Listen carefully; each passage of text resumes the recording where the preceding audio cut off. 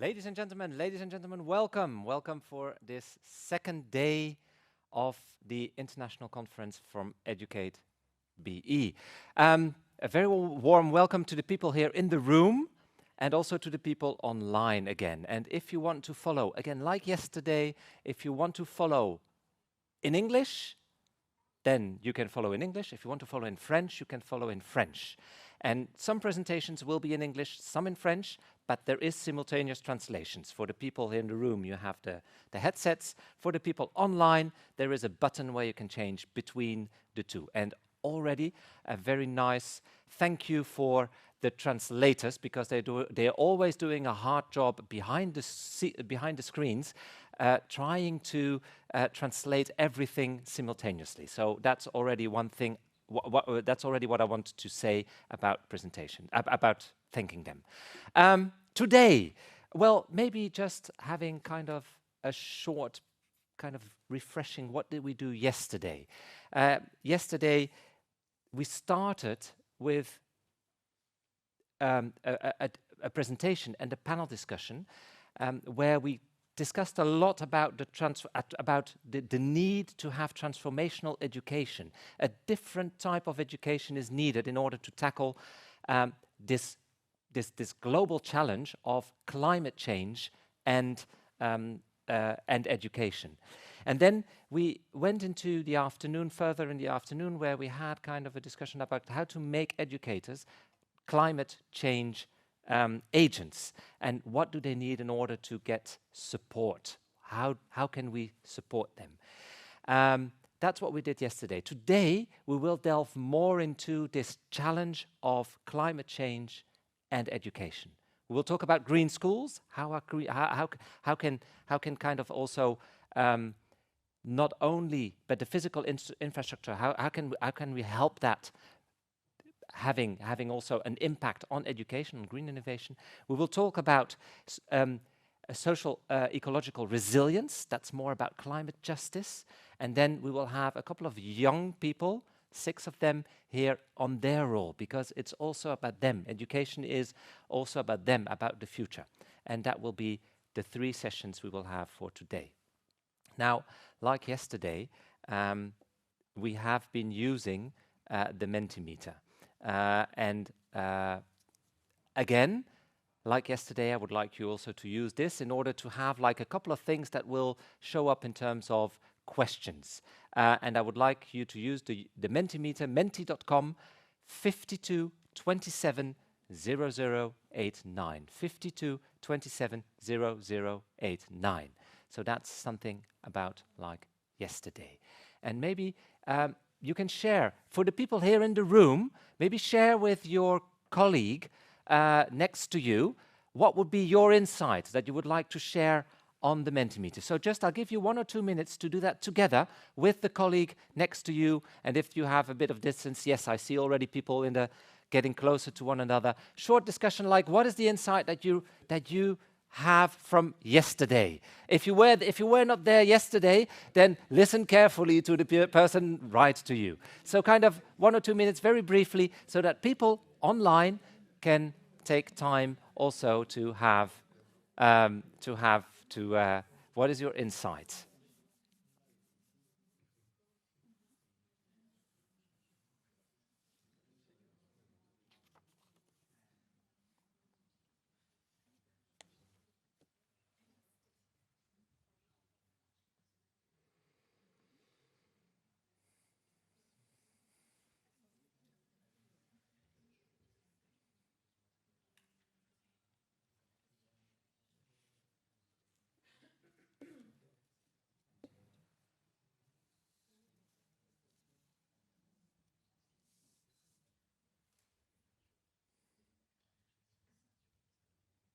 And there we see a couple of elements coming back.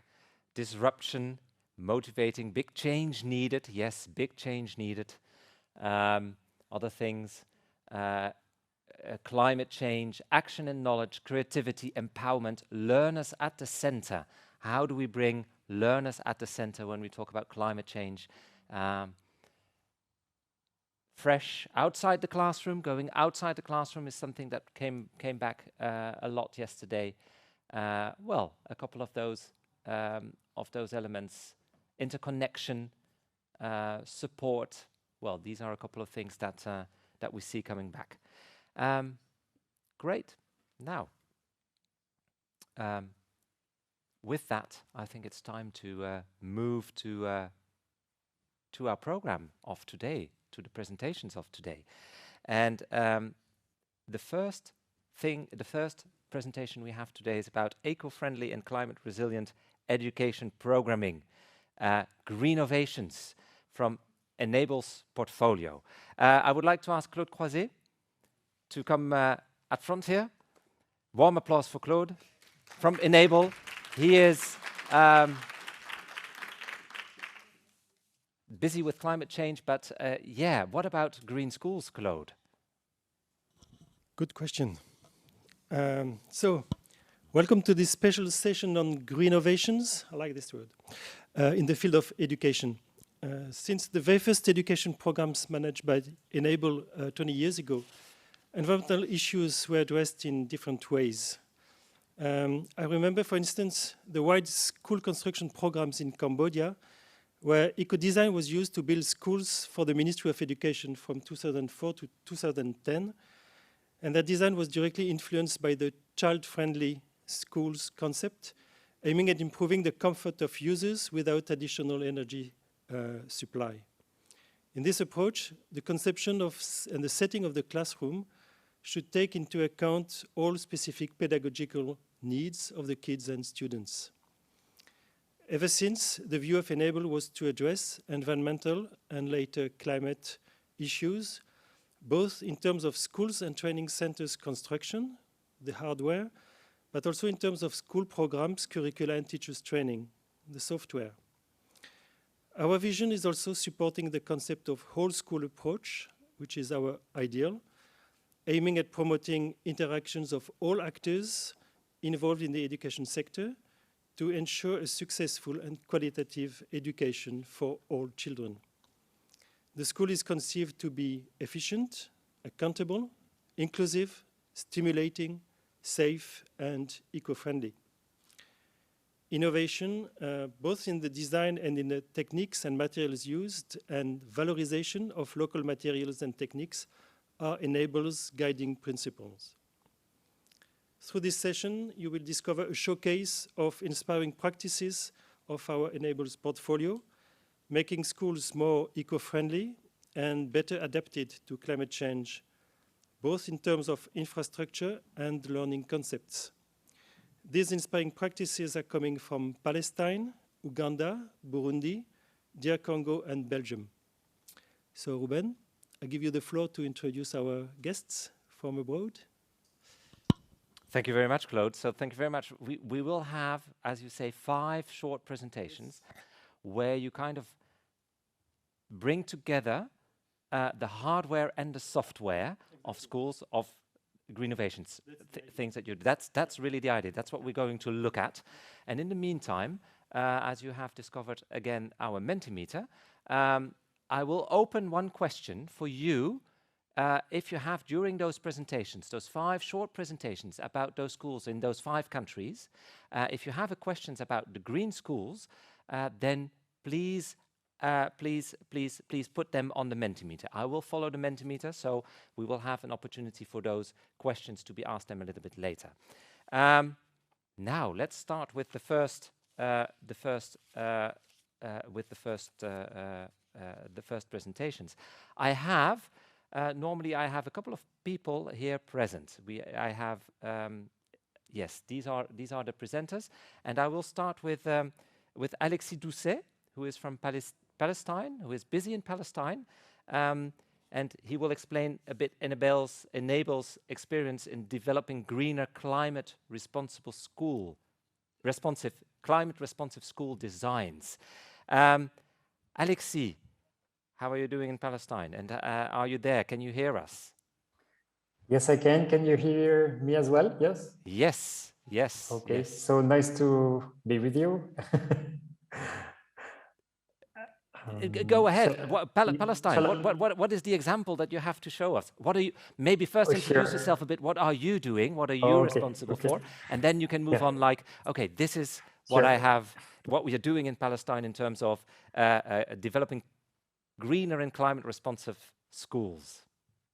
Sure. Yeah. So I'm Alexis Doucet. I'm a civil engineer and architect and urban planner, and I've been working here for the past 5 years for Enable.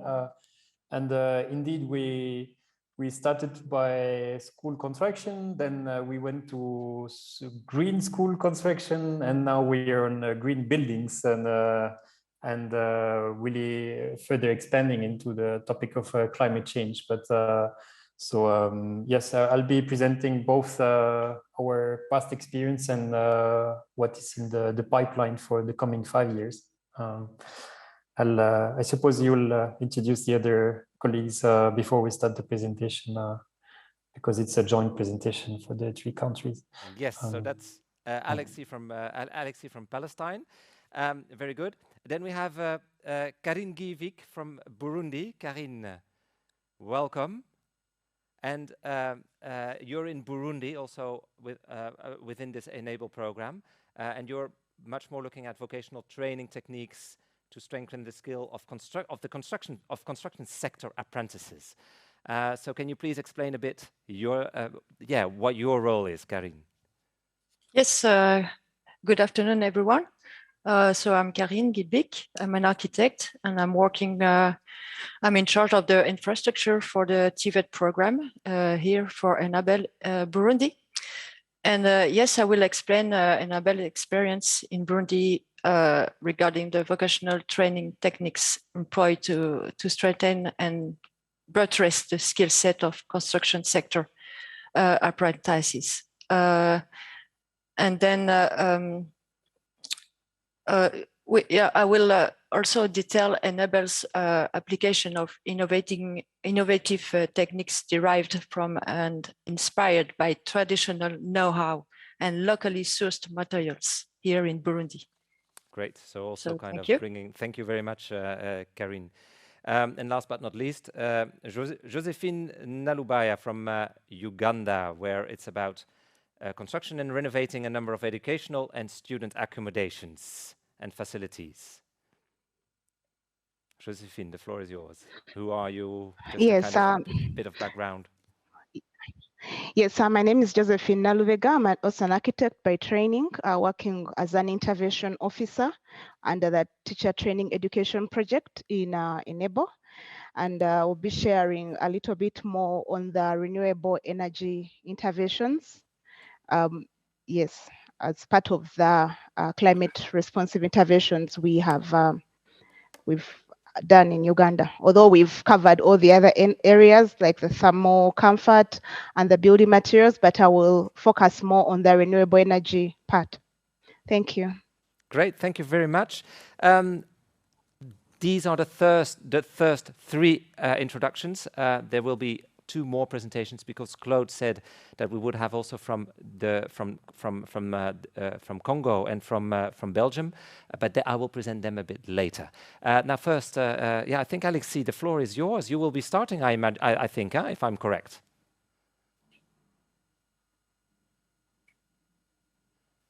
I think you're still on mute. We cannot hear you yet. Sorry, I'll let no. Actually, Karine start with the very first slide of introduction, but we'll start with a general introduction, and then we'll start with Palestine just after the general introduction. Okay, great. So floor is to Karine. So you can move the slide already.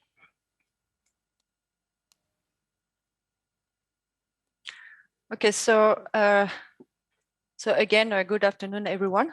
So as you know, Enable is in charge of implementing development cooperation of Belgium in 14 partners countries. So that means dealing with great diversity of climate and culture. Even so, as you can see on the map, many countries in Africa. Next, please. Thank you, Karine. I will introduce this slide, which details a bit of what we do as the infrastructure component in the 3 countries. We design active teaching and learning spaces which optimize the environment. These include the outdoor learning areas that were really discussed in detail yesterday, and climate smart buildings infrastructure that promotes sustainability, energy efficiency, and cost saving. These spaces are built using the climate responsive materials. Moving to the build bit, like bamboo, commercial wood. We are working with earth bricks and then the burnt bricks, as Karen will share in more detail. And also the building approaches which reduce the carbon footprint of the infrastructure. We have also installed renewable energy installations using energy efficient, including energy efficient kitchens and solar installations and the rainwater harvesting. On the equipping and furnishing, the schools and colleges are furnished with lightweight furniture, which is easy to configure and move into different settings to facilitate use of flexible space. We could move outdoor, you could move in different parts so that we can really enjoy the environment.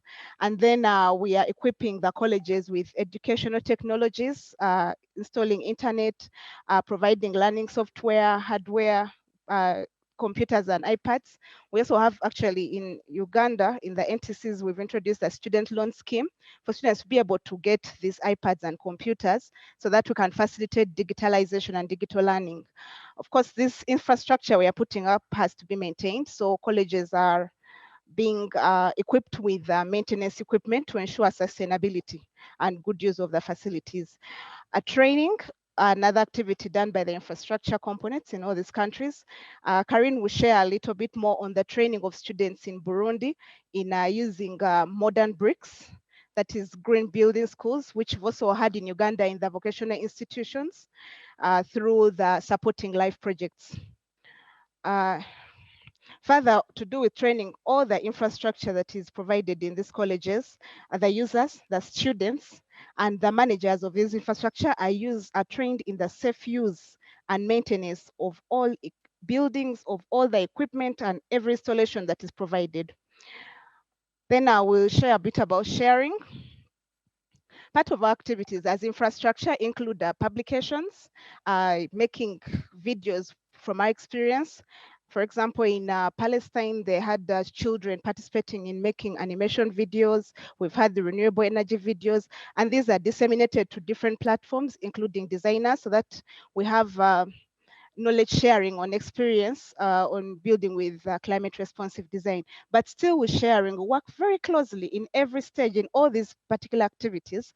We work closely with partners, the users, the children participated in design of ceilings in Palestine, and the students, they all are involved right from the construction, in the trainings. So that is all part of sharing, and we also learn from them so that we can improve better.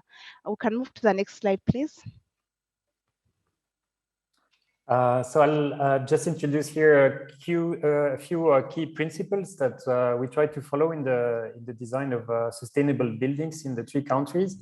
So the first principle is climate adaptation. So of course, there is no one design fits all solution. All buildings need always to be tailored to the climatic and also cultural context, of course. Second principle is to learn from what exists. So humans have been making buildings for thousands of years, and so many technical solutions have been successfully tested and developed through traditional or vernacular architecture. So it's often more efficient to start from a traditional design and then like try to modernize it and adapt it to the period of time where we live. Rather than take a global technical modern solution and try to adapt it to the local context. So here is an example of the traditional Malkraf, which is a feature in traditional architecture in Iran and Egypt, for example, which is like these brick towers, which are catching the wind to provide natural ventilation inside the buildings. And for example, this has been a bit reinterpreted and redeveloped as part of one school that I will be presenting on the next slide. Sorry, no, I'm still, can you go back? Sorry. Oh, yes. So another principle is the sustainability and replicability. So it's very tempting sometimes to do a green school, which is like really the best of the world, and then try to communicate on that wonderful example. But sometimes, if you are too exemplary or going too far in your innovation, the model doesn't is not easy to replicate or really it's very hard for the local authorities to get ownership of these kind of models. So you have really to keep a balance between the level of innovation you put inside one building and the potential replicability and sustainability that you can have in getting these innovations mainstreamed on all buildings. Then the fourth principle is the participatory process. So of course we try to involve the end users, both for school, it would be like the students, the teachers, and the principals within the design. And so that's not only to gather their needs and make sure that the design is adapted to what they want, but it's also, of course, to increase the sense of ownership of the infrastructure, which will lead to a better maintenance and the protection of the infrastructure on the long term. And then the last principle is to use local and natural materials. So that's not only a mitigation measure for climate change, but it of course also develops the local economy. So it has a big multiplier effect that you can have. Next slide, please. So Belgium has built already 40 schools in Palestine. So we have quite a lot of experience. Here I'm going to present you one of our last and most advanced school in terms of greening and sustainability. So one big challenge that you have in Palestine is the variation of temperature over the year. So it's not something that you have as a big challenge in tropical countries, but here winters can be quite harsh and summers are really, really hot. So a typical school is usually habited by students with big coats and jumpers in the winter, because there is no heating and the building is badly insulated. So what we have really, and of course it affects the education, not only the comfort, but also the performance of studying by the students. So what we have tried to do here, of course, was to improve the thermal comfort of the students and the teachers, and at the same time try to minimize the energy which is needed and usually consumed for heating and air conditioning. So a whole system was created where you can see there are some underground tunnels going under the school, which are bringing fresh air inside all the classrooms. So here the section is in only a few classrooms, but you can imagine actually each classroom is connected to one tunnel underground. And so this air gets preheated by the temperature of the soil in the winter. And in the summer, it gets naturally refreshed also by the system. And so this air is then afterward extracted by these solar chimneys that I was talking about, inspired by the Malkaf of traditional architecture. And so this brings basically a natural ventilation and also natural air conditioning in a way to the classrooms. You can see in green the louvers which are operated directly by the students and the teachers depending on their needs. Yes, the school has also many other features like sun breakers to protect the windows from the sun, and solar walls, which are another way of heating the air in the winter. But the most important part probably is the sense of ownership that the students have from these features. So they actively participate during the year in operating these systems. And that, of course, leads to raising their awareness about the environment as well. Next, please. For what we are working, we are starting now a new portfolio of cooperation in Palestine for the coming 5 years.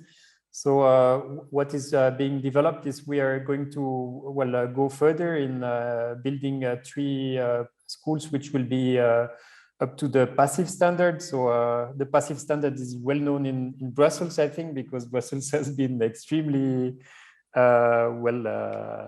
in the front of this concept. But of course, it's a totally new idea for Palestine to imagine that the schools would be heated by the students themselves instead of a bad heater, thanks to having a very good design of the envelope of the building.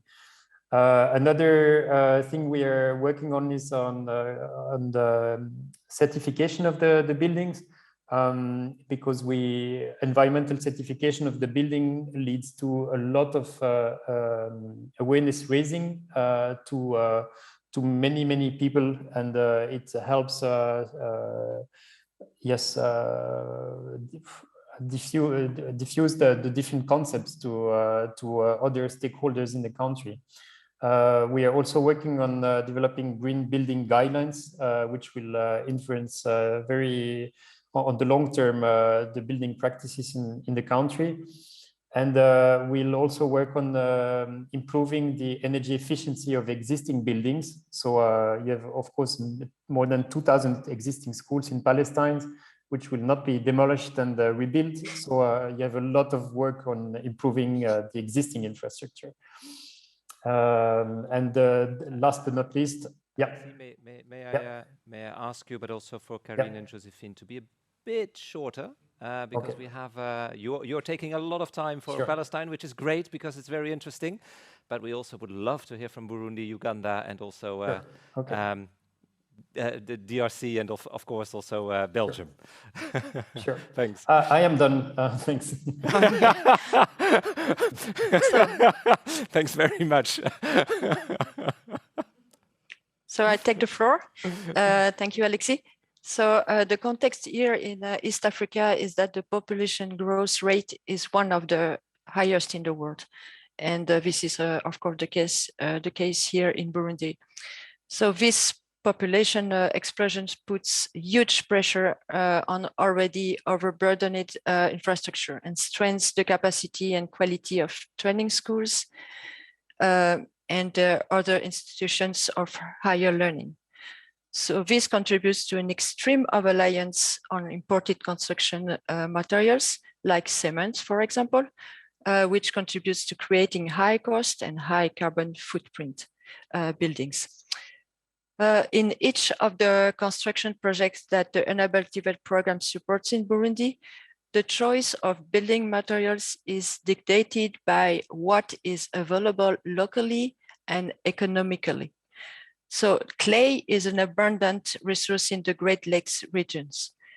In Burundi, there are many producers of the so-called modern bricks in the capital of Bujumbura. So this capacity still needs to be strengthened and spread throughout the country. The advantage of that modern bricks are fired is that they are fired in low energy kilns using waste wood chips and coffee bean husks that are a waste product of the coffee industry. So modern bricks reduce the quantity used in a wall without compromising the structural rigidity. And modern bricks walls can be employed in load-bearing walls and can reduce the need for imported construction materials. The use of modern bricks can also improve interior thermal and acoustic characteristics. Next slides, please. So in the TVET program here in Burundi, Enabel develops a field school program that helps strengthen the skills of apprentices in the building trade through hands-on learning. This implementation technique of employing modern bricks during the training stages provides an opportunity for apprentice masons to acquire new skills. The construction sector is currently one of the few promising economic sectors remaining in Burundi. Therefore, the acquisition for this additional skill set and the focus on locally sourced materials promotes access to quality employment in the construction sector in Burundi and in the region. Next, please. You have 30 seconds left. So the use of modern bricks in the clay value chain in TVET schools is a real demonstration of climate-friendly infrastructure for safe and supportive learning. Convinced that beyond architecture, there is dignity, Enabel in Burundi implements infrastructure adapted to local climate challenges for safe and conducive learning through the following approaches. Modern reinterpretation, introducing a creative and innovative dimension to traditional methods and materials. Sustainability, reducing construction and maintenance costs. The value chains of local and natural materials have a positive impact on the local economy through the creation of quality jobs. So the TVET program carried out and contributed, for example, what you can see on the pictures, the construction of 3 digital libraries to strengthen learning through digital solution in the TVET environment. Next, please. Josephine, the floor is yours. Thank you, Karin. Yes, thank you, Karin. This slide is really more of presenting some further examples on the environmentally friendly materials that we explore in Uganda, which include the bamboo ceilings, bamboo infills. We are also exploring using bamboo sheds like in Kaliro and railings, and also the use of commercial wood. In particular, here we have a photo of the main hall with the gum poles instead of concrete. And then, of course, we're also exploring using compressed earth blocks and burnt bricks. But I will talk more on the energy efficient kitchens. Next slide, please. Next slide, please. Thank you. Of course, in the learning institutions, we don't only learn, but we also have accommodation. So there is a demand for electricity, there's demand for heating and cooking, and then water. And of course, the result of these schools were using firewood and cutting down more trees. They were using electricity to heat up, and which also is high cost on the bill. And then, of course, they're also experiencing issues with the water supply. So we've installed in efficient technologies by providing the improved stove, the wood-saving stoves, which have managed to cut down the costs to about 60%, and also suppress the smoke for cookers. But most importantly, we are cutting down less trees. We've also done valorization of the local resources in terms of the biogas and the briquettes. Cow dung can be transformed into biogas for cooking. We've provided the full system from the biodigesters, the cow sheds, and the full system all the way up to the kitchens, and also providing the necessary equipment and the buildings for the sawdust to be transformed into briquettes, which can also be used by the colleges for income generation, as they can sell these briquettes out of the colleges, so that we have less people cooking with charcoal and we have less people cooking with the trees or cutting down the forests. I'll go to the next slide. Then we also have valorization of the sun for electricity and heating. Of course, this example has all the 3 countries which have actually used these systems. We have the photovoltaic systems in 63 Belgian schools and 18 VTCs in Burundi, and all the infrastructure which is actually put up in Uganda. We've also provided solar water heaters instead of them heating using the firewood and electricity. Now they are heating using solar. So we are turning the sun into a use that we can cut costs on the colleges. Next slide, please.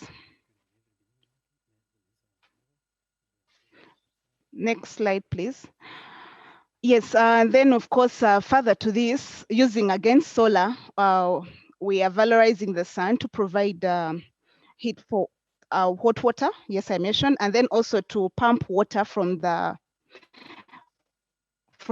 ground. So all the colleges which need water supplies, we are providing solar powered boreholes and then solar water heaters. And then the classrooms, one of the challenges we have in Uganda is unreliability of the electricity and the water. So students at least have reported that now they can continue learning as they always have a constant lighting and safe spaces. Next slide, please. Previous one. Previous slide. Yes, we've had rainwater harvesting installed on all the facilities so that the water for cleaning, the water for washing is not sourced from the water grid to cut the costs. And then, yes, I mentioned about the underground water sourcing using the solar powered pumps. And then we are also minimizing water usage through improvement in wastage, through improvement of drainage, through awareness. We've installed lots of posters all over the college so that the students are aware that they need to save the water. And yes, this photo on the other side is the underground water systems in Jerusalem. So it's a story for both Uganda and Palestine. Next slide, please. Of course, yes, there is further. As I mentioned, we are sharing. So this is just following we had a conference on climate responsive design in 2019, and this has been followed through in developing a manifesto for climate responsive design with a focus towards how we build better schools. And then this has been followed through with a website. So the link for the website is there. We can get more knowledge and share more ideas on how we can build better climate responsive facilities. And this is being disseminated to the universities, the students of architecture, the engineers. And we also have a website, a course again for climate responsive design, so that we have more people practicing designing with consideration of the climate. And I think we can move to the next slide. Next slide. This is the last yes, slide, and basically that is, thank you, that is a solar, it is, and that is an outdoor shed that was built in NTC Kaliro in Uganda using bamboo. So it's more talking about use of materials which are more friendly to the environment and using our environment.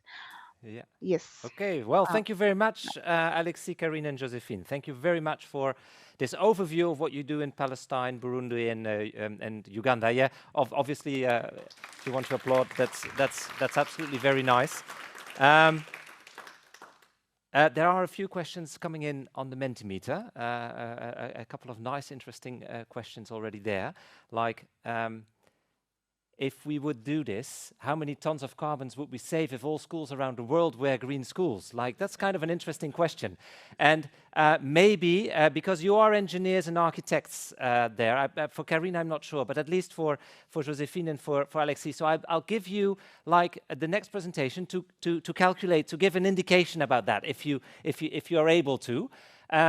And there is also keen interest on how to do this in the rest of Africa. How could you make that in practice? How could you realize this? But we'll come back to you, the three of you, to see how much tons of carbons you could kind of save. If you have an idea about that, if you can just a rough estimate, very, very rough, but that would be kind of interesting to see how we could do that.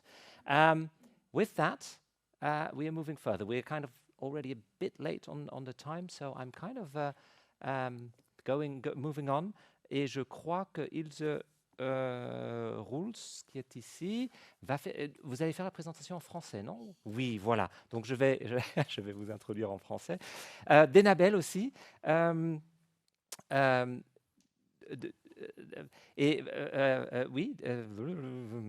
je me perds dans mes notes. Bon. Voilà. Oui, vous allez nous présenter comment développer, en tout cas en Belgique, comment développer les attitudes, les compétences des jeunes pour pouvoir, en lien avec l'action climatique, en lien avec l'éducation. Donc les deux, marier les deux, comment le faire pour que les jeunes puissent découvrir ça, ou en tout cas pour qu'ils soient mieux équipés pour pouvoir être comme on en a parlé hier avec les enseignants, d'être aussi un peu des change agents. Donc voilà, je vous laisse la parole. Donc voilà, donc moi je suis, bonjour tout le monde, moi je suis Ilse Roels. Pardon, le microphone. Oui, normal, je peux laisser là. Ok, d'accord, très bien. Ça va? Non, comme ça. On me fait signe que... Ok. Voilà. Donc, je suis Ilse Roels, je suis coordinatrice pédagogique du programme fédéral de l'éducation à la citoyenneté mondiale en Belgique. C'est un programme implémenté par Enabel. Et donc, le programme vient de changer de nom, s'appelle Be Global. Donc, c'est anciennement Annoncer la couleur et Kreut, bien connu pour plusieurs personnes, je crois. Donc voilà, le programme, donc Be Global, c'est un laboratoire d'idées et des pratiques en éducation en citoyenneté mondiale, abrégé ECM. Et donc il y a bien évidemment beaucoup de liens entre l'éducation à la citoyenneté mondiale et l'éducation au développement durable qui se rencontrent en milieu scolaire et qui se renforcent mutuellement. Et donc c'est là que dès le programme, on va mettre en lumière, dès notre programme en éducation à la citoyenneté mondiale, on va mettre en lumière des liens qu'on fait avec des actions au niveau de développement durable et climat.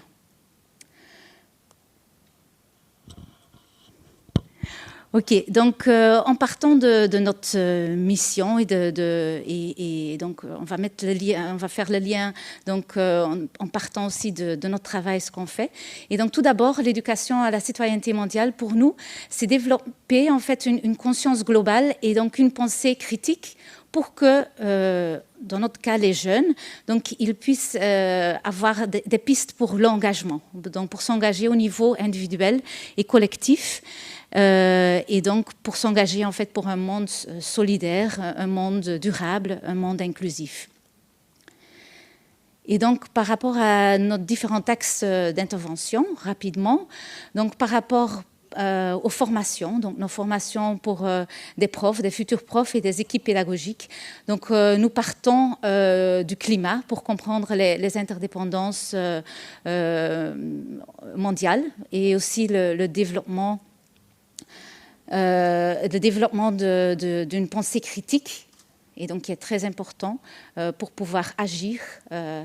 Et donc, pour nos formations, par exemple, en enseignement professionnel, on a des modules en lien avec l'énergie renouvelable, aussi la consommation durable, par exemple.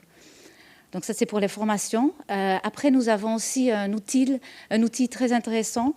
Nous avons un répertoire en ligne avec plus de 700 ressources pédagogiques en lien avec l'éducation à la citoyenneté mondiale. Et donc, dans le moteur de recherche, il y a aussi les mots-clés développement durable, climat.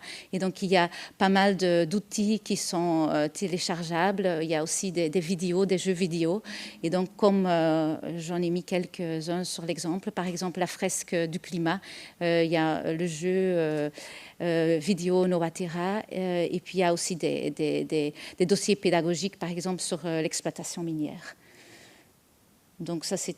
Ouais. Donc après, un troisième axe, c'est l'expertise. Donc, où nous avons, nous facilitons des études, des recherches, aussi des échanges avec le secteur et des publications qui sont écrites. Donc là, on a par exemple un exemple d'un article où on met les liens justement entre l'éducation en citoyenneté mondiale et l'éducation en développement durable. Donc, quatrièmement, l'engagement, qui est l'engagement des jeunes, qui est un nouveau axe d'intervention, parce que nous avons dit que c'est vraiment important de donner aussi des pistes, des opportunités aux jeunes de s'engager. Et donc, nous avons des projets pilotes pour explorer cela. Et donc là, nous avons actuellement un projet qui est en cours, qui est dirigé par des jeunes au niveau international, et donc qui s'appelle Alarm Cards for Action. Et donc, où des jeunes dans le monde entier, ils peuvent prendre des photos des impacts visibles du changement, du réchauffement climatique.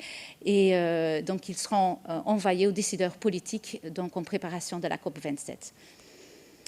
Et donc finalement, pour boucler le cercle, en fait, avec toutes ces expériences viennent nourrir en fait le travail de plaidoyer. Et donc notre programme a aussi participé en fait à la réforme de l'enseignement en Belgique, où on a travaillé il y avait l'élaboration en fait des référentiels de compétences. Et donc là, en fait, le réchauffement climatique, l'éducation au développement durable et l'éducation à la citoyenneté mondiale font partie intégrante de ces référentiels, et ça depuis l'enseignement fondamental jusqu'au secondaire. Et donc là, juste pour vous dire, voilà, il y a c'est sûr qu'il y a des liens, en fait, une grande convergence entre ces deux éducations, qu'il y a des défis communs avec une approche holistique, de plus en plus holistique, à cause des sociétés qui changent, et aussi avec la pédagogie active, et aussi où il est important, la pensée critique est très important. Et donc, il y a des opportunités communes, notamment pour un plaidoyer. Donc les deux éducations se renforcent, et donc il y a des grandes opportunités donc, pour faire vraiment un plaidoyer commun au niveau national, régional, international. Et donc, pour clôturer, je vais vous montrer une vidéo d'une école que le programme a accompagnée dans le cadre du réseau d'écoles UNESCO. Et donc, cette école a aussi le label de EcoSchool. Donc, voilà. Merci.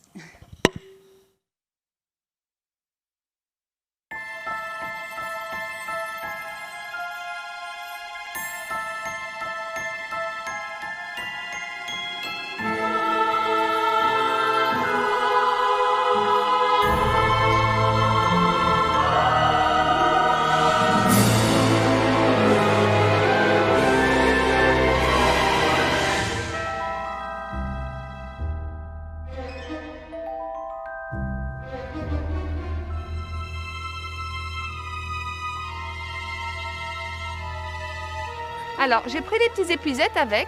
Donc, on va faire un petit nettoyage de la mare. On va un peu se partager. D'accord ? Dali, laisse-moi passer. Je vais ouvrir parce qu'elle n'est pas évidente. Attention là-dessus. Nous sommes une école labellisée EcoSchool déjà depuis 4 ans. Donc, l'environnement, c'est déjà un point qu'on travaille depuis plusieurs années. Donc, chaque classe a sa petite mission. On a des classes qui s'occupent de la récolte des piles. On a des classes qui s'occupent du poulailler, des classes du verger. Si vous venez voir, il y avait une petite bête dans l'eau.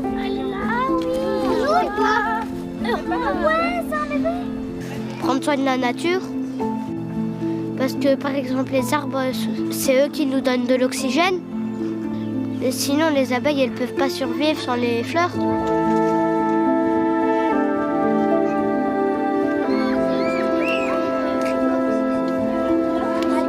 Ça fait 1 an qu'on est 100% zéro déchet. On essaye, c'est pas toujours évident parce que il y a des élèves pour qui c'est pas comme ça à la maison, donc ils doivent aussi pouvoir s'adapter ou alors trouver des astuces. Ici à l'école, on essaye de prendre que des gourdes, pas des bouteilles en plastique. Surtout apporter des fruits ou alors des biscuits, mais des biscuits achetés en vrac.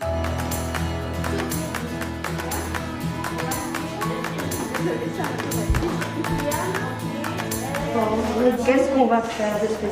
On va fêter Halloween. Voilà, on va fêter Halloween. Donc je me suis dit, je vais préparer des petites crèmes faites maison, zéro déchet, comme on fait d'habitude à l'école, sauf que pour une fois, c'est moi qui les fais.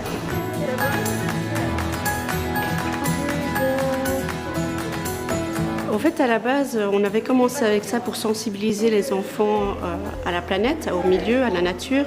Et au fur et à mesure, ils se sont vraiment rendus compte de l'impact que ça donne sur le milieu. Le développement durable, ça fait partie d'un des piliers de l'UNESCO qui essaye de défendre plusieurs choses. Enfin, il y a de l'éducation à la paix, l'ouverture sur le monde, l'interculturalité, mais aussi évidemment le développement durable.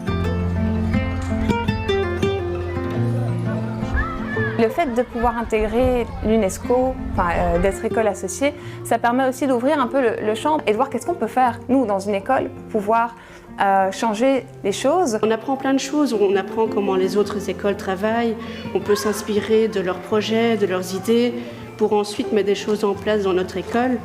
Et comme ça, on avance tous ensemble, en fait.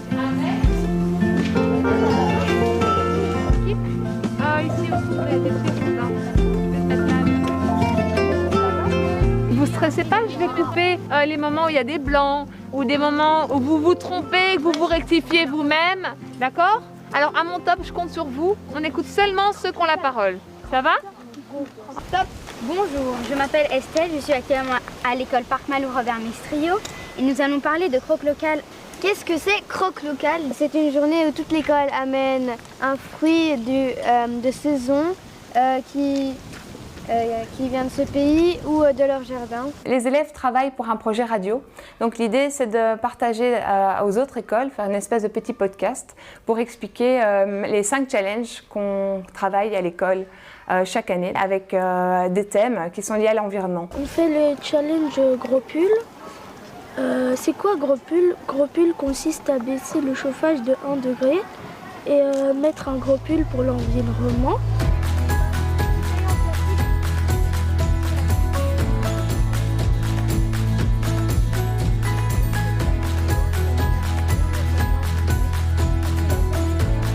Merci, au revoir, à la prochaine.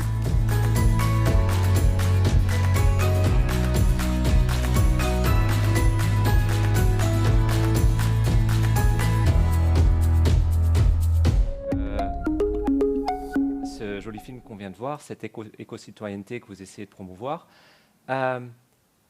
comment faire le lien avec le côté plus hardware, comme Claude l'a annoncé au début, donc ce qu'on a vu du côté donc de la Palestine, du Burundi, l'Ouganda. Comment faire le lien avec ce côté-ci? Est-ce que vous avez une idée? Oui, en fait. Le micro, oui, parce que c'est pour les gens en ligne, autrement ils ne vous entendent pas.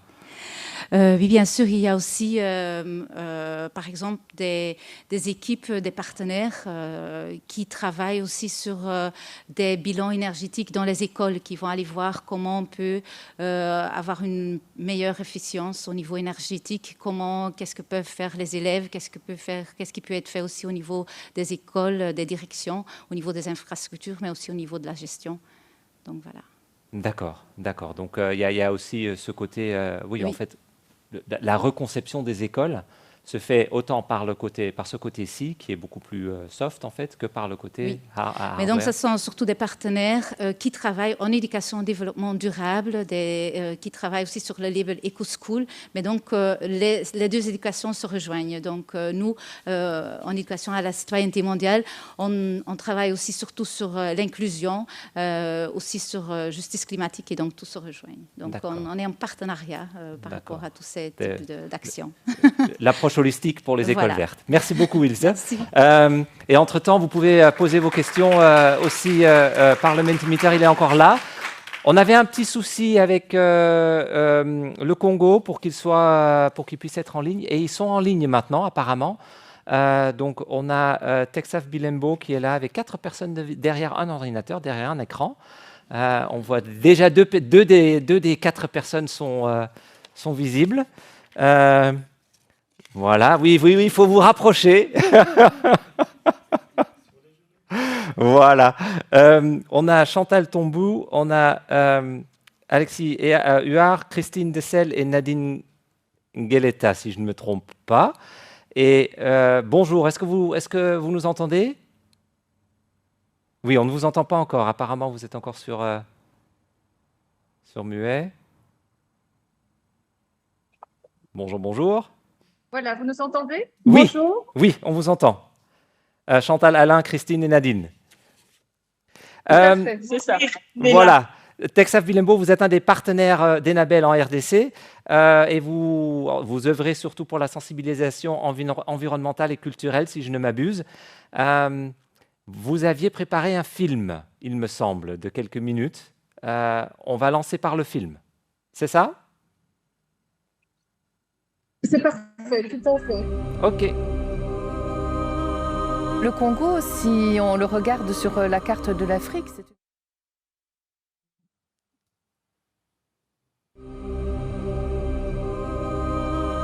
Le Congo, si on le regarde sur la carte de l'Afrique, c'est une grande tache verte. Cette tache verte, elle correspond à de la forêt. En termes de réserve, elle est la deuxième réserve forestière au monde. Autrement dit, c'est l'un des poumons les plus importants de la planète.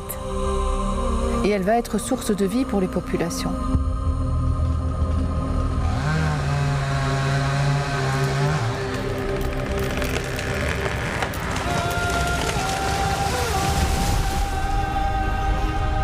Depuis 2010, le taux de déforestation en RD Congo a triplé. Une simulation réalisée par les chercheurs de l'Université du Maryland affirme que, sans réaction, la forêt congolaise aura disparu en 2100, soit dans 3 générations. Cette forêt, elle est grignotée par une démographie qui augmente de plus en plus. Perdre la forêt, cela signifie pour l'homme une baisse des pluies, un faible rendement agricole et assurément la famine en RDC. Modifier les comportements destructeurs, changer les regards sur la forêt et ses habitants est devenu urgent. Et donc, il faut conscientiser la population de l'urgence de la protéger. Pour protéger la forêt, on doit la connaître. Et justement, ces projets, c'est pour d'abord sensibiliser et donner la connaissance aux enfants de savoir qu'est-ce qui est important dans la forêt et pourquoi c'est important. SOS Planète Congo, c'est un projet de sensibilisation aux enjeux environnementaux pour protéger la forêt et conscientiser la population congolaise. Donc le but, c'est de toucher un maximum de personnes et de commencer par les enfants. Pour porter un message qui est urgentissime, on a créé plusieurs outils de communication, un livre de 4 contes, une série d'ateliers pour les élèves, des activités dans les écoles, des jeux, une exposition itinérante. La déforestation anarchique, l'agriculture itinérante sur brûlis, les feux et également le braconnage sont les grands fléaux qui menacent la forêt. SOS Planète Congo, c'est justement attirer l'attention sur ces 4 grands fléaux avec 4 contes, les contes de Dame la Lune et de la forêt, et vont proposer des solutions. Parce que c'est facile de montrer du doigt, mais il faut aussi proposer des solutions. Et ces solutions, elles existent. Elles sont pratiquées par des Congolais dans leur province. Et nous avons simplement repris cela, mais l'avons façonné pour que les contes soient amusants et chaque conte a sa morale. Les contes nous ont paru le modèle le plus facile. Pourquoi? Parce que c'est dans la tradition orale, ce sont des héros animaliers, c'est assez facile de pouvoir s'intéresser à l'intrigue. Alors à la fin de chaque conte, il y a des quiz. Ces quiz, ce sont des jeux, des questions-réponses. Et ils ont été traduits sous forme de cartes. Alors là, on s'est rendu compte que les enfants adoraient jouer avec ça. Parce qu'en fait, au Congo, il y a peu d'outils pédagogiques. Et dès qu'il y a un outil, eh bien, les enfants les prennent. Et ils sont ravis. Alors, comment les amener à une plus grande conscience de cette nature qui est en danger? Eh bien, ça a été le challenge à Texaf Vilembo d'inventer 4 ateliers. Ces 4 ateliers ont d'abord comme ossature principale l'identité culturelle. D'où est-ce que je viens? Comment sont faites mes racines? Quel était le rapport des ancêtres à leurs animaux, à leur nature? Et là, on se rend compte qu'il y avait une conception tellement différente et respectueuse. Aux temps anciens ici au Congo, nos arrière-grands-parents avaient instauré un système où il était interdit, par exemple, pendant la période de reproduction des animaux, d'aller faire pression dans la forêt. Lors des ateliers, on sensibilise les enfants à lire la nature. Et c'est vrai que quand tu poses à un enfant qui plante la forêt, ils ne savent pas. Comment ces animaux qui sont le bonobo, le chimpanzé, les éléphants sont extrêmement importants? Pourquoi? Parce que ce sont les jardiniers et les architectes de la forêt. Parce que ces animaux-là mangent des crânes et à leur tour, ils vont aller disperser ça et ça va devenir des arbres. C'est les animaux qui plantent la forêt, donc c'est important de protéger les animaux pour que la forêt continue. Durant les ateliers, j'ai appris plein de choses. J'ai appris que le braconnage, n'était pas bien et qu'il y avait une loi qui l'interdisait, c'était la CITES. J'ai appris qu'il y a des petits foyers écologiques avec lesquels on peut préparer, qui sont mieux au lieu d'abattre les arbres. Et qu'à chaque fois que j'avais besoin de couper un arbre, je devais à chaque fois replanter l'arbre pour ne pas détruire la biodiversité. Aujourd'hui, les élèves ont fait une restitution des ateliers qu'ils avaient. Donc, elles devaient faire une mise en scène. Elles avaient coupé des branches et tout ça. Et après, on avait déraciné un arbre pour pouvoir le mettre sur scène. Alors, c'était le grand scandale en disant « Oh, mais non, on ne pouvait pas déraciner cet arbre !» Donc, alors, on a remis l'arbre dans le pot parce qu'effectivement, on ne pouvait pas déraciner l'arbre. Donc, ça a eu, on va dire, un impact très positif parce qu'effectivement, même pour faire du théâtre, on ne déracine pas les arbres. Donc, je pense que ça peut être un petit exemple de l'impact que les enfants ont reçu de ces ateliers. C'est un projet de l'espoir et ça vient comme une solution en fait, une solution à ce que nous avons manqué. Dans nos écoles congolaises, c'est vraiment des matières qui ne sont pas forcément abordées. Au niveau des qualités de ce projet, ce que j'ai dénoté, c'est la transversalité. On va vraiment dans toutes les disciplines, etc., qui vont les accompagner dans leur formation. Quand vous avez un support tel que celui-là, je pense que c'est un atout pour les instituteurs aussi congolais. Parce que 100% du contenu de ces livres, je peux dire c'est congolais. Est-ce que l'activité est complémentaire par rapport au système scolaire national? Il est tout à fait complémentaire et je pense que les deux s'imbriquent parfaitement. Et là, ce qui est très chouette, c'est que les professeurs qui, parfois, n'ont pas envie de s'approprier un nouvel outil, nous ont tous dit qu'ils voulaient travailler avec nous. Et ils sont venus chercher les comptes et ils ont fait des restitutions. La suite, c'est la distribution du livre, bien sûr, parce que c'est important que les enfants reçoivent ce livre, notamment lorsqu'ils ont 12 ans. C'est vraiment quelque chose qui est du Congo, avec tout ce qui se rapporte au Congo.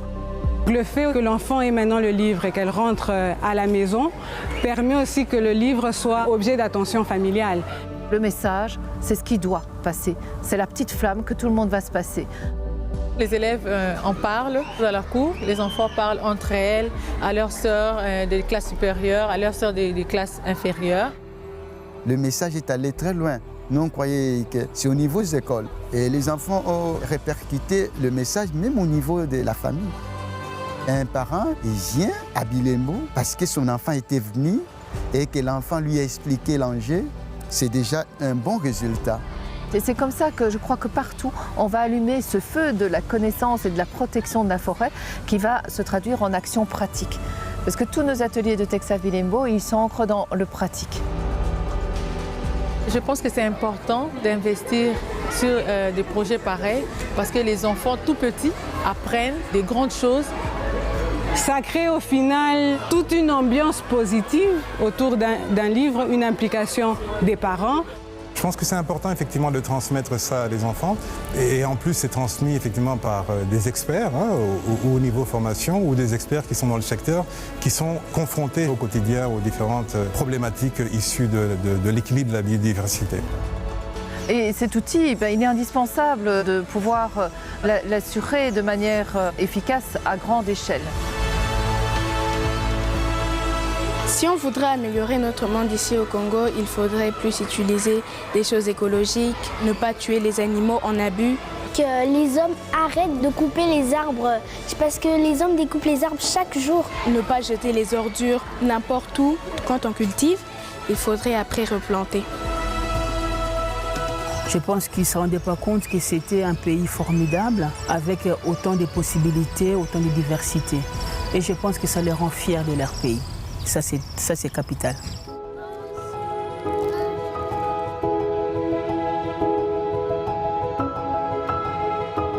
Si jamais on prend des choses en main, on a vraiment de l'espoir pour le Congo parce qu'il faut juste assez d'intelligence. Comme mon père me dit toujours, pour faire quelque chose, il faut d'abord le vouloir et puis le faire. Voilà la vidéo du projet que vous avez présenté. Est-ce que il me semble que vous vouliez ajouter encore quelque chose, quelques mots sur ce projet qui a déjà bien été élaboré dans ce film. Et je vois qu'il y a une 5e personne qui nous a rejointe. Bonjour. Voilà. Que pensez-vous de la multiplicité des outils qui sont mis en place dans ce projet? Est-ce que vous pensez que cela peut vraiment aider à une meilleure compréhension des enjeux environnementaux et culturels en RDC? Oui. C'est une question que vous vous posez vous-même, j'imagine, ou que vous nous demandez à nous de la. Est-ce que c'est la nécessité? Est-ce que ça donc si je l'ai bien comprise, la question c'est si elle on a du mal un peu avec le lien, avec le donc si ces outils elles amènent à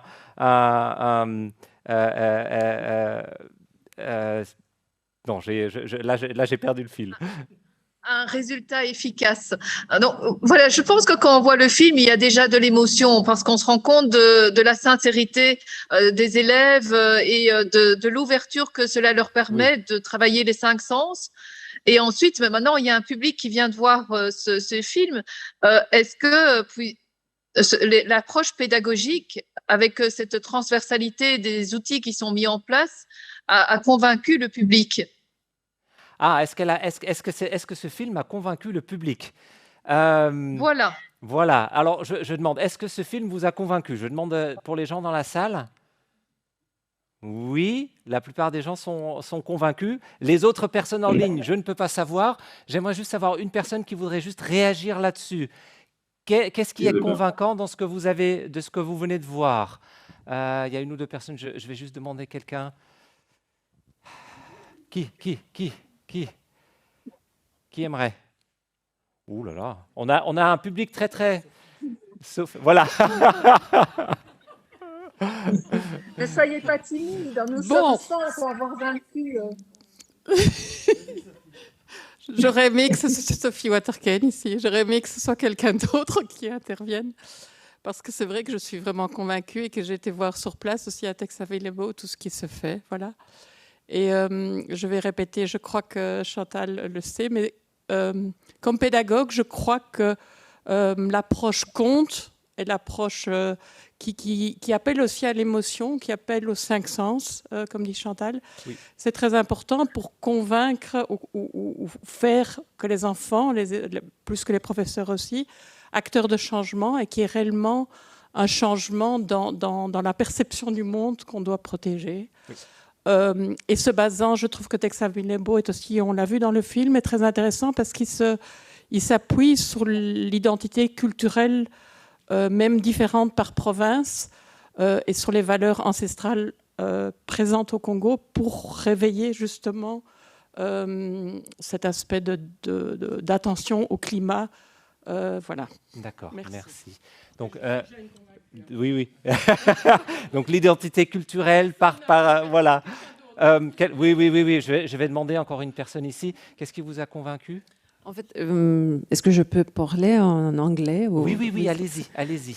Mais est-ce que je peux aussi poser une question un peu plus controversielle, comment dire? Oui, parce que peut-être justement comme Finlandais, pas représentant d'une organisation, mais il y a toujours des pouvoirs aussi contre la protection de la nature, c'est-à-dire la valeur économique de forêt. Donc, est-ce qu'il y a aussi une discussion sur cette dimension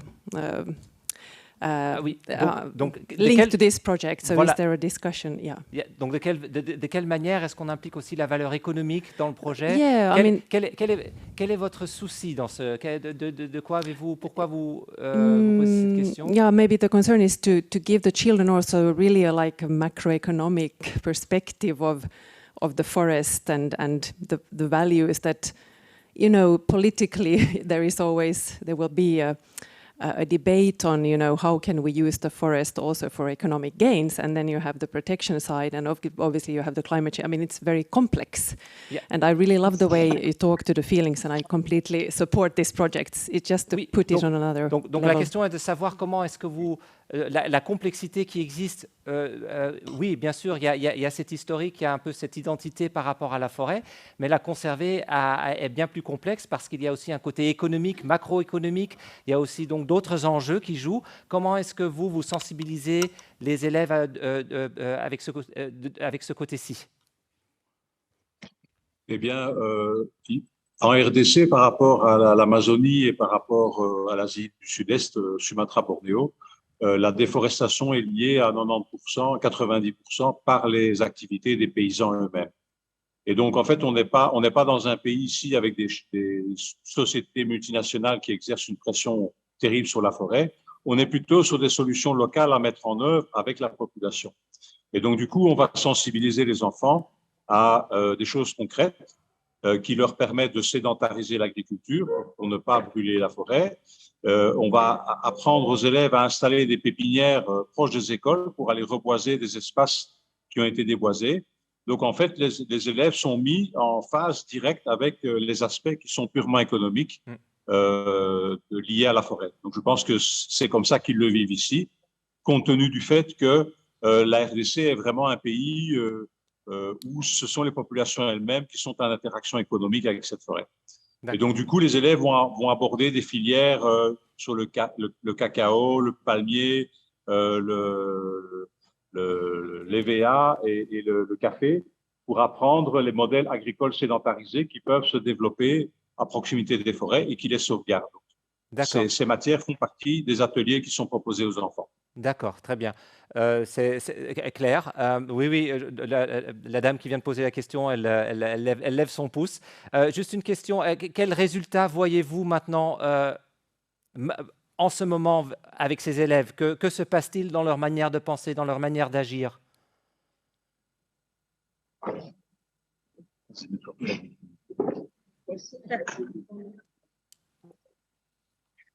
Le résultat, il est vraiment satisfaisant parce que les enfants apprennent et à leur tour, ils comprennent qu'ils doivent vraiment protéger la forêt.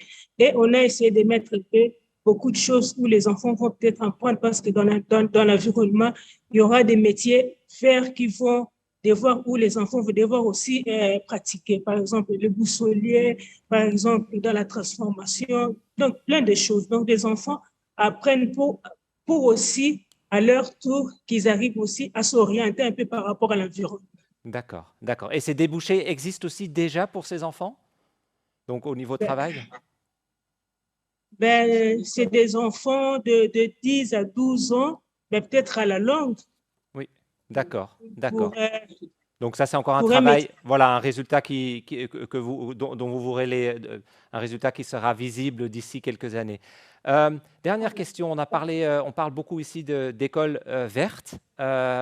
Vous êtes vraiment axé à nouveau comme Ilse sur le côté software en fait. Quand on parle de bâtiments, quand on parle, vous n'avez probablement pas vu la présentation qui a eu lieu au début. Là, on a parlé beaucoup des bâtiments, comment les construire de manière verte. Comment est-ce que vous faites ça, ou de manière durable? Comment est-ce que vous faites ça dans ce projet-ci? Est-ce que vous avez aussi quelque chose qui prend ce côté bâtiment en compte? On vous a vu beaucoup dehors, mais aussi dans les salles de classe. Comment est-ce que vous avez un côté qui gère ça, ou en tout cas qui prend ça en compte, ce côté-ci? Non, les contextes sont très différents. Déjà, l'approche didactique au niveau de l'environnement et de la culture, elle est très peu présente dans les écoles. Donc, nous travaillons avec les élèves, principalement en France de 6e primaire. Nous travaillons également avec les professeurs pour changer les mentalités ici auprès des professeurs. Il y a un kit pédagogique qui permet à l'école de pouvoir exploiter cela de la manière la plus équitable possible. Et on travaille également avec des cafés secondaires, 4e ou 5e secondaire. Pas avec les réseaux, parce que les réseaux ont trop de choses en réalité.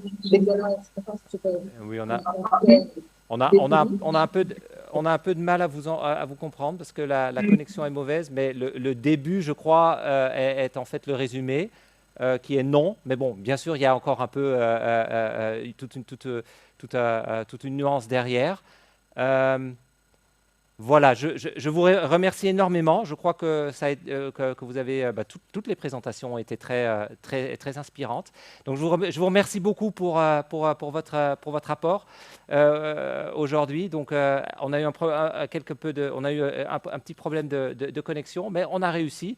Donc j'en suis très content. On est tous très contents que vous ayez réussi à vous connecter avec nous, avec tous les gens qui sont ici à Bruxelles, mais aussi les autres personnes en ligne.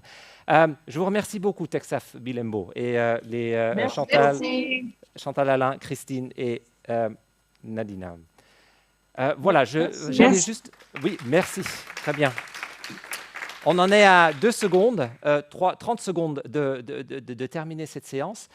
Encore une question pour Alexis, Karine et Joséphine. Je leur avais posé la question sur la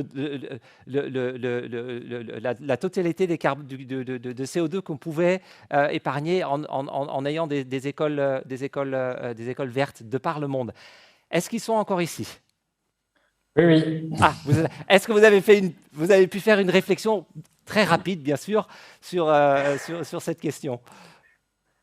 Alors, j'ai fait une petite réflexion, mais bon, malheureusement, je suis pas capable à l'échelle mondiale de traiter la question. Mais j'ai fait une petite, réflexion au niveau Palestine, en tout cas, et uniquement sur la question énergétique, mais qui constitue quand même le plus gros apport de gaz à effet de serre. Donc, en gros, une école en Palestine, en moyenne, consomme 15 000 kWh d'électricité. Et cette électricité est extrêmement polluante parce qu'elle est importée d'Israël, où elle est produite à plus de 90%, avec des... Alexis, juste un nombre, juste un chiffre. Et donc chaque école qui est équipée de panneaux solaires ou bien ne consomme pas d'énergie fossile pour son énergie épargne à peu près de 10 tonnes de CO2 par an, ce qui correspond à environ enlever deux voitures du parc automobile.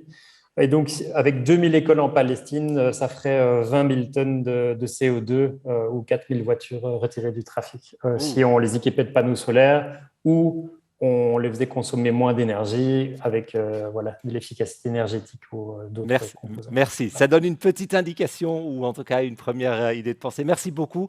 Merci beaucoup à Alexis, Karine, Joséphine et à Ilse pour leur présentation et bien sûr Texaf Bilembo. J'ai mis une dernière question sur le Mentimeter, sur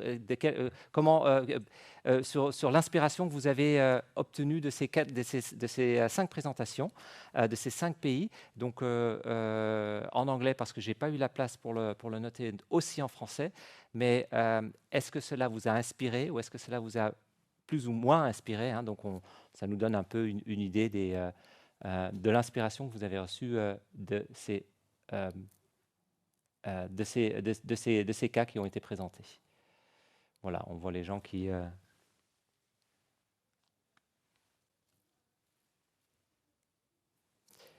Et sur ceci, on va prendre la première pause.